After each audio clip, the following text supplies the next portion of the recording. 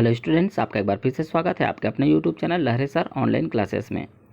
Class 5 subject Hindi part 22 महापुरुषों का बचपन। तो यहाँ पर महापुरुषों के बचपन के बारे में हम देखेंगे।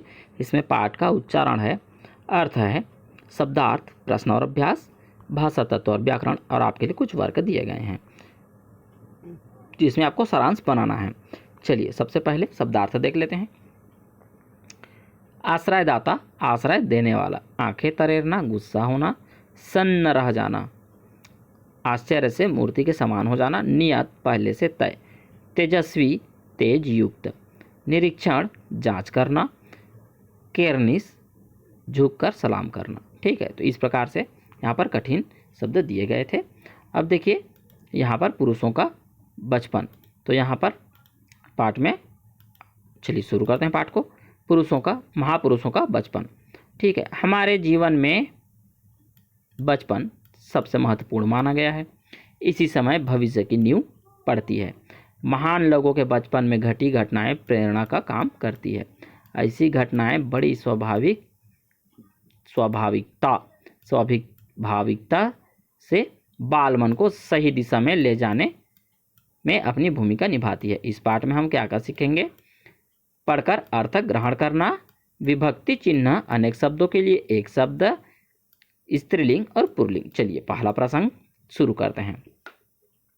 शाहजी अपने आश्रयदाता बीजापुर के सुल्तान के दरबार में जाने की तैयारी कर रहे थे। तो यहाँ पर देखिए शाहजी जो है अपने आश्रयदाता कौन है? बीजापुर के सुल्तान।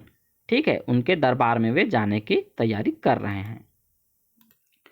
उसके मन में विचार आया, क्यों ना शिवा को भी आज से अपने साथ ले चलूं। ठीक है, अब जो शाहजी है उस शिवा को भी अपने साथ लेकर के चलना चाहता है। आखिर उसे भी तो एक न एक दिन इसी दरबार में नौकरी करनी है, तो उसको एक बार दिखाता चलता हूँ, ऐसा सोचता है और शिवा को लेकर चला जाता है। दरबार के नियम कायदों का ज्ञान भी उसे आने जाने से जल्दी हो जाएगा। उसने आवाज़ लगाई, शिवा तुझे भी आज मेरे साथ दरबार में चलना है, जल्दी तैयार हो जा। वह बोल देता है। अब शिवा जो है तुरंत पिता के आज्ञाकारी पुत्र ने आदेश सुना, वह तुरंत ही तैयार हो गया। पिता पुत्र दोनों दरबार में अब पहुंच गए हैं। यहाँ दरबार में देखिए शिवा भी है और शाहजी भी हैं। शाहजी ने सुल्तान के सामने झुककर 3 बार कोर्निश की, उनको प्रणाम किया। फिर वह अपने पुत्र की ओर मुड़कर बोले, ये सुल्तान है, हमारे अन्नदाता हैं, इन्हें प्रणाम करो। लेकिन निडर बालक ने कहा, पिताजी मेरी पूजनिया तो मेरी माँ भवानी है, मैं तो उन्हीं को प्रणाम करता हूँ।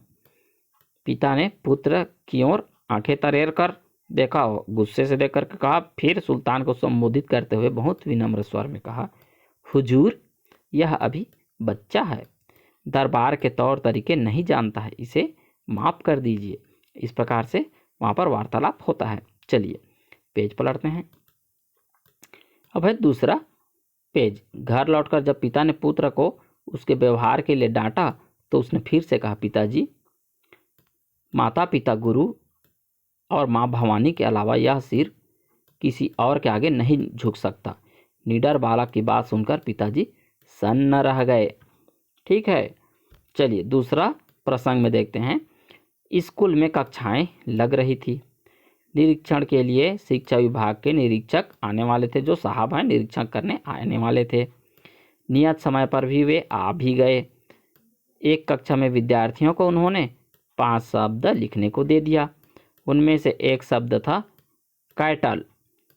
मोहन ने यह शब्द गलत लिखा। अध्यापक ने अपने बूट से ठोकर देकर इशारा करता है। अब अध्यापक जो है अपने बूट से ठोकर देकर के इशारा कर देता है कि आगे बैठे लड़के की स्लेट देखकर शब्द ठीक से लिख ले। ठीक है, जो तुम्हारे सामने में जो लड़का बैठा हुआ है उसका देख ले और उसका सही सही लिख ले देख करके। तो मोहन ने नकल नहीं किया। वह तो सोचता था कि अगर परीक्षा में अध्यापक इसलिए होते हैं कि कोई लड़का नकल न कर सके। मोहन को छोड़कर सब लड़कों के 5 शब्द सही निकले। उस पर अध्यापक भी नाराज हुए, लेकिन उसने दूसरों की नकल करना कभी नहीं सीखा। तो देखिए यहाँ पर पहला प्रसंग में उसने कभी किसी के सामने झुकना नहीं चाहता था। यहाँ पर दूसरा प्रसंग में नकल नहीं करना चाहता था, जो मोहन नाम का लड़का था, जो मोहनदास करमचंद गांधी के नाम से प्रसिद्ध हुए। तीसरा प्रसंग देखिए, विद्यालय लगा हुआ था लेकिन एक कक्षा में कोई भी शिक्षक नहीं थे। उस कक्षा में कुछ विद्यार्थी बाहर टहल रहे थे, कुछ कक्षा में बैठे मूंगफली खा रहे थे। वे मूंगफली के छिलके भी वहीं कक्षा में फेंक दे रहे थे। शिक्षक कक्षा में आए और कक्षा में मूंगफली के छिलके बिखरे देखकर बहुत गुस्सा किए। उन्होंने पूछा, कक्षा में मूंगफली के छिलके किसने फैलाए हैं? किसी विद्यार्थी ने कोई भी जवाब नहीं दिया। शिक्षक ने दोबारा से फिर से वही प्रश्न एकदम गुस्से के साथ, कठोरता के साथ किया कि बताओ, इस क्लास में मूंगफली के छिलके किसने फैलाए हैं? किंतु फिर भी किसी छात्र ने कोई उत्तर नहीं दिया। अब की बार शिक्षक ने हाथ में बेंत, जो डंडा रहता है पीटने वाला, उसको पकड़ के बोला, अगर सच सच नहीं बताया तो सबको मार पड़ेगी। वे एक छात्र के पास पहुंचे और उससे बोले, मूंगफली के छिलके किसने फेंके हैं? तो उसने कहा, जी मुझे नहीं मालूम। छात्र ने उत्तर दिया। सटाक सटाक 2 बेत उसके हाथ में पड़े। छात्र तिलमिला कर रह गया। शिक्षक दूसरे, तीसरे, चौथे छात्र के पास पहुंचे। सभी से वही प्रश्न किया। सभी को उत्तर था, मुझे नहीं मालूम। सबके हाथों पर सटाक सटाक की आवाज हुई। अब शिक्षक 5वें छात्र के पास पहुंच गए हैं। देखिए, उससे भी वही प्रश्न किया कि ये जो मूंगफली का छिलका है किसने किया है, बताओ। तो छात्र ने उत्तर दिया, श्रीमान जी, न मैंने मूंगफली खाई न छिलके फेंके। मैं दूसरों की चुगली नहीं करता, इसलिए नाम भी नहीं बताऊंगा। मैंने कोई अपराध नहीं किया है, इसलिए मैं मार भी नहीं खाऊंगा। उसका जवाब बहुत ही शानदार था। उसने क्या कहा कि मैंने तो मूंगफली खाई ही नहीं है, तो छिलके कहाँ से फेंकूंगा? और मैं किसी दूसरे की चुगली या बुराई नहीं करता हूँ, इसलिए मैं जिसने खाया है उसका नाम नहीं बताऊंगा। और मैंने कोई अपराध भी नहीं किया है, इसलिए मैं मार भी नहीं खाऊंगा। ऐसा वह लड़का बोल देता है। चलिए पेज पलटते हैं। अब है अगले पेज पर, शिक्षक छात्रों को लेकर प्रधान अध्यापक के पास उस लड़के को लेकर के पहुंच गए जो हेड मास्टर होते हैं। अब हेड मास्टर ने सारी बात सुनकर बालक को विद्यालय से निकाल दिया कि इस तरह से बातचीत को या बढ़ा चढ़ा के बोल रहे करके। बालक ने घर जाकर पूरी घटना अपने पिताजी को कह दिया। दूसरे दिन पिताजी बालक को लेकर विद्यालय भी पहुंच गए।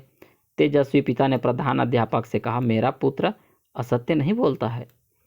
वह घर के अतिरिक्त बाजार की कोई चीज भी नहीं खाता है। उसका आचरण बहुत ही संयमित है।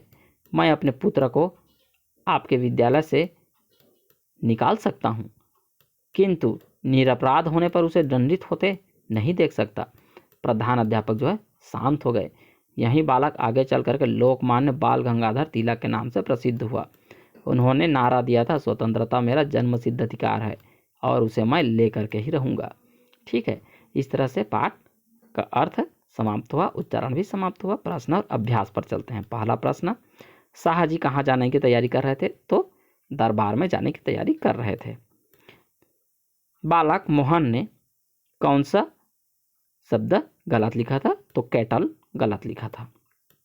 तीसरा, निडर बालक शिवा की बात सुनकर पिता पर क्या प्रभाव पड़ा होगा? तो वे सोचे होंगे कि यह बालक तो राजा से भी नहीं डरता है और अपने पिताजी से भी नहीं डरता, अपनी बात पर अड़िग है। ठीक है। कक्षा के 5वें छात्र ने जवाब में क्या कहा? उसने क्या कहा? उसने कहा कि ना तो मैंने मूंगफली खाई है, ना ही मैंने छिलका फेंका है, और मुझे किसी की चुगली करने की आदत नहीं है, इसलिए मैं नाम भी नहीं बताऊंगा, और मैंने कोई गलती भी नहीं की है, इसलिए मार भी नहीं खाऊंगा। ऐसा उसका जवाब था, जो कि बड़े मज़ेदार था। 5वां, तेजस्वी पिता ने प्रधान अध्यापक से अपने पुत्र के संबंध में क्या कहा? उसने कहा कि यह मेरा पुत्र असत्य नहीं बोलता, वह घर के अतिरिक्त बाजार की कोई चीज़ भी नहीं खाता है, उसका आचरण भी संयमित है। मैं अपने पुत्र को आपके विद्यालय से निकाल सकता हूँ, लेकिन वह निरपराध है, इसलिए उसे दंडित होते नहीं देख सकता। ऐसा उसने प्रधान अध्यापक से बोला। किसने किससे कब कहा? मुझे भी तेरे साथ दरबार में, तुझे भी मेरे साथ दरबार में चलना है, पिता ने, शाह ने अपने पुत्र शिवा से कहा। खा, मेरा पुत्र असत्य नहीं बोलता है, किसने कहा? तो यहाँ पर बाल गंगाधर तिलक के पिताजी ने यह कहा। हुजूर, यह अभी बच्चा है। शाह जी ने शिवा के बारे में राजा से कहा। घा, मैं दूसरों की चुगली नहीं करता, किसने कहा? तो बाल गंगाधर तिलक ने कहा। ठीक है, चलिए पेज पलटते हैं।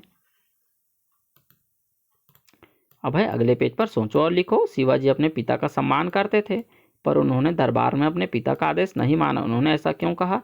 क्योंकि वे अपने आदर्श को जीवित रखना चाहते थे।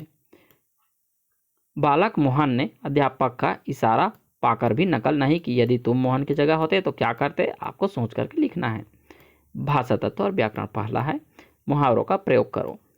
कोर्निश करना अर्थात सम्मान करना, तिलमिलाना तड़प जाना, आंखें तरेरना गुस्सा करना, सन्न रह जाना सोच में पड़ जाना या स्तब्ध रह जाना।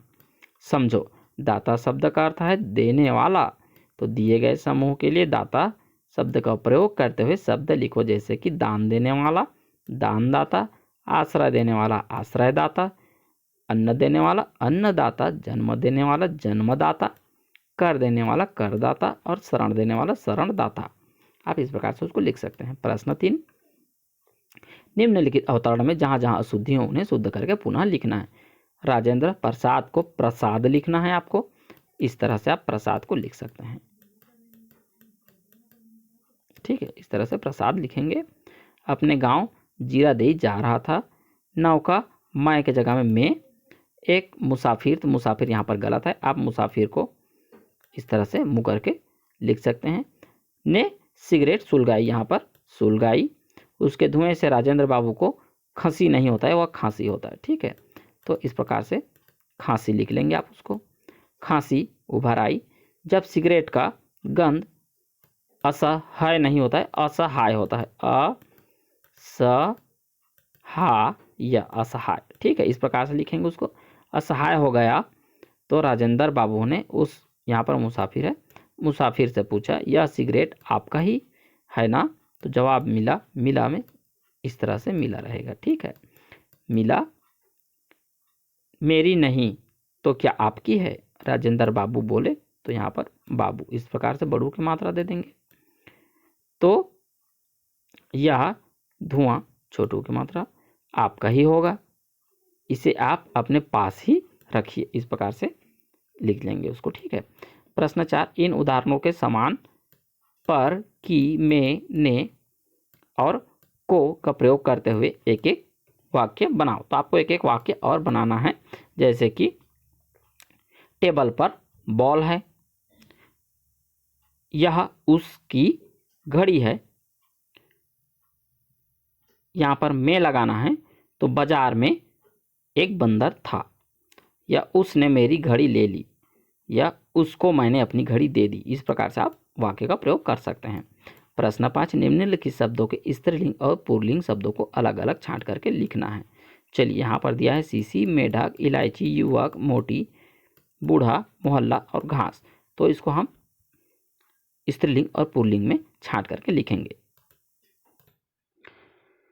तो यहाँ पर सीसी पुल्लिंग, मेढक पुल्लिंग, इलायची स्त्रीलिंग, युवक पुल्लिंग, मोटी स्त्रीलिंग, बूढ़ा पुल्लिंग, मोहल्ला पुल्लिंग और घास जो है स्त्रीलिंग होता है। ठीक है, रचना, तुमने अपने अपने माता पिता के व्यवहार की कौन सी बातें सीखी है जो आपको अच्छी लगती है? वो 5 बातें लिखी है। घर के समान ही विद्यालय की स्वच्छता का ध्यान रखने के लिए क्या क्या करना चाहिए? तो कूड़े को कूड़ादान में फेंकना चाहिए, गंदगी नहीं करनी चाहिए, मूंगफली खाकर छिलके को कचड़े के डब्बे में फेंकना चाहिए। ठीक है, हाथों को खाने से पहले और शौच के बाद धोना चाहिए, और स्कूल की दीवारों पर कुछ भी नहीं लिखना चाहिए। इन सब बातों का आप जिक्र कर सकते हैं। चलिए पेज पलटते हैं। तो यहाँ पर अगले पेज में एक गतिविधि है। हमारे देश के महापुरुषों ने हमें अनेक प्रेरक नारे दिए हैं। ऐसे 5 महापुरुषों के नाम और उनके नारों को लिखना है और अपने दीवारों पर लगाने हैं। तो आपको महापुरुषों और उनके जीवनियाँ और उनके नारे आपको मुस्कान पुस्तकालय में मिल जाएगा। आप वहाँ से निकाल करके लिख सकते हैं। नीचे लिखे अवतरण को पढ़ो और इसका सारांश अपने शब्दों में लिखो। तो यह वर्क आपको जो करना है, तो यहाँ पर इसका सारांश जो सार है उसको लिखना है। एक बार महाराज रणजीत सिंह कहीं जा रहे थे। सामने से एक पत्थर आकर उन्हें लगी। सिपाहियों ने चारों ओर नजर दौड़ाई तो एक बुढ़िया दिखाई दी। उसे गिरफ्तार करके महाराज के सामने हाजिर किया गया। तो बुढ़िया महाराज को देखते ही डर से कांप उठी। बोली, सरकार, मेरा बच्चा कल से भूखा था, घर में खाने को कुछ न था। पेड़ पर पत्थर मार रही थी कि कुछ बेर ही तोड़कर उसे खिला दूं, किंतु वह पत्थर भूल से आपको आ लगा। मैं बेगुनाह हूँ सरकार, मुझे क्षमा किया जाए। महाराज ने कुछ देर सोचा और बोले, बुढ़िया को 1000 रुपये देकर सम्मान से ही छोड़कर वापस आया जाए। यह सुनकर सारे कर्मचारी अचंभित रह गए। एक ने सरकार से पूछ ही लिया, महाराज जिसे दंड दिया देना चाहिए उसे रुपए दिए जाएंगे। रणजीत सिंह बोले, यह निर्जीव वृक्ष पत्थर लगने पर मीठा फल देता है, तो रणजीत सिंह उसे खाली हाथ कैसे लौटा दे। इस प्रकार का यह पाठ है। इसको आपको सारांश में अपने शब्दों में लिखना है, सार को लिखेगा, ठीक है। तो आप इसको कंप्लीट कर लेंगे। योग्यता विस्तार में देख लेते हैं। तुम महापुरुषों के बारे में जानकारी एकत्रित करो जिनके कार्यों से तुम अधिक प्रभावित होते हो। तो आपको मुस्कान पुस्तकालय से जानकारी एकत्रित कर लेना है। अगला है, किसी भी महापुरुष के बारे में जानकारी एकत्रित करना है। तो महापुरुष का नाम, वे कहाँ पैदा हुए, उनकी शिक्षा क्या क्या थी, वे क्या काम करते थे और उन्होंने समाज के लिए क्या क्या उल्लेखनीय कार्य किए, ये सारे बातें आप लिख लेंगे। तो यहाँ पर हर महापुरुष के बारे में आपको वहाँ पर एक बुक है, आप उसको छोटे छोटे पतले पतले हैं, आप वहाँ से निकाल करके लिख सकते हैं, ठीक है। क्या कभी तुम्हारे साथ ऐसा हुआ है कि तुम्हारे गलती की सजा तुम्हें मिली हो? तो आपने कोई गलती किया होगा तो डांट भी आपको मिला होगा, या स्कूल में भी आपको कभी मार पड़ा हो, तो उसको आप यहाँ पर लिख सकते हैं। महापुरुषों को उनके कार्यों के कारण जाना जाता है। तुमको भी सभी लोग जाने, इसके लिए क्या करोगे? अपने शब्दों में लिखना है कि आप ऐसा क्या करना चाहते हैं कि आपको भी लोग सभी जान जाएं, ठीक है। तो आप इसको लिख सकते हैं अपने शब्दों में। नकल करना किसे कहते हैं? तो किसी को देख करके हूबहू उतारना नकल कहते हैं। नकल करना अच्छा होता है? नहीं, नकल करना अच्छा नहीं होता है, नकल नहीं करनी चाहिए।